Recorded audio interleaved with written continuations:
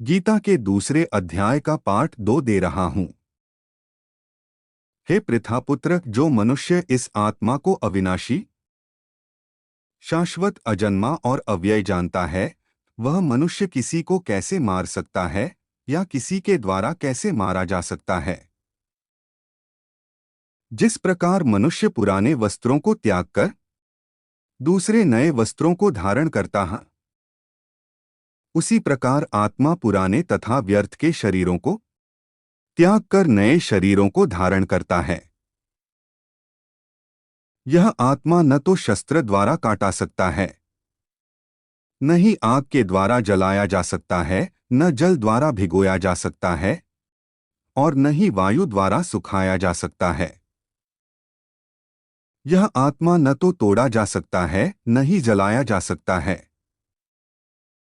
न इसे घुलाया जा सकता है और न ही सुखाया जा सकता है। यह आत्मा शाश्वत, सर्वव्यापी, अविकारी, स्थिर और सदैव एक सा रहने वाला है। यह आत्मा अदृश्य, अकल्पनीय और अपरिवर्तनीय कहा जाता है। इस प्रकार आत्मा को अच्छी तरह जानकर तू शोक करने के योग्य नहीं है। महाबाहु, यदि तू इस आत्मा को सदा जन्म लेने वाला तथा सदा मरने वाला मानता है, तो भी तू इस प्रकार शोक करने योग्य नहीं है। जिसने जन्म लिया है, उसकी मृत्यु निश्चित है और मृत्यु के पश्चात पुनर्जन्म निश्चित है। अत इस बिना उपाय वाले विषय में तू शोक करने योग्य नहीं है। भरतवंशी, संपूर्ण प्राणी जन्म से पहले अप्रकट रहते हैं और मरने के बाद भी अदृश्य हो जाने वाले हैं। केवल बीच में ही इन्हें देखा जा सकता है। अत शोक करने की कोई आवश्यकता नहीं है। कोई इस आत्मा को आश्चर्य की तरह देखता है, कोई इसका आश्चर्य की तरह वर्णन करता है तथा कोई इसे आश्चर्य की तरह सुनता है और कोई कोई तो इसके विषय में सुनकर भी कुछ नहीं समझ पाता है। हे भरतवन, इस आत्मा का शरीर में कभी वध नहीं किया जा सकता है। अत तुझे किसी भी प्राणी के लिए शोक करने की आवश्यकता नहीं है। हे अर्जुन, क्षत्रिय होने के कारण अपने धर्म का विचार करके भी तू संकोच करने योग्य नहीं है, क्योंकि क्षत्रिय के लिए धर्म के लिए युद्ध करने के अलावा अन्य कोई श्रेष्ठ कार्य नहीं है। हे पार्थ, वे क्षत्रिय भाग्यवान हैं जिन्हें इस युद्ध के अवसर अपने आप प्राप्त होते हैं,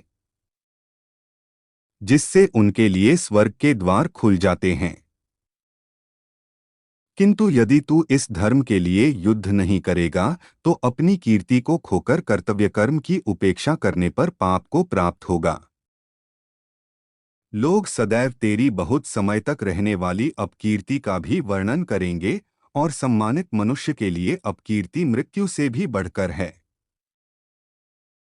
जिन जिन योद्धाओं की दृष्टि में तू पहले सम्मानित हुआ है, वे महारथी लोग तुझे डर के कारण युद्धभूमि से हटा हुआ समझकर तुच्छ मानेंगे। तेरे शत्रु तेरी सामर्थ्य की निंदा करते हुए तुझे बहुत से कटु वचन भी कहेंगे। तेरे लिए इससे अधिक दुखदाई और क्या हो सकता है। हे तो कुंती पुत्र, यदि तू युद्ध में मारा गया तो स्वर्ग को प्राप्त करेगा, और यदि तू युद्ध जीत गया तो पृथ्वी का साम्राज्य भोगेगा। अत तू दृढ़ संकल्प करके खड़ा हो जा और युद्ध कर। सुख या दुख, हानि या लाभ और विजय या पराजय का विचार त्याग कर युद्ध करने के लिए ही युद्ध कर। सा करने से तू पाप को प्राप्त नहीं होगा। हे पृथापुत्र, यह बुद्धि तेरे लिए ज्ञान योग, सांख्य योग के विषय में कही गई और अब तू इसको निष्काम कर्मयोग के विषय में सुन। जिससे तू इस बुद्धि से कर्म करेगा तो तू कर्मों के बंधन से अपने को मुक्त कर सकेगा। इस प्रकार कर्म करने से न तो कोई हानि होती है और न ही फलरूप दोष लगता है। अपितु इस निष्काम कर्मयोग की थोड़ी सी भी प्रगति जन्म मृत्यु के महान भय से रक्षा करती है।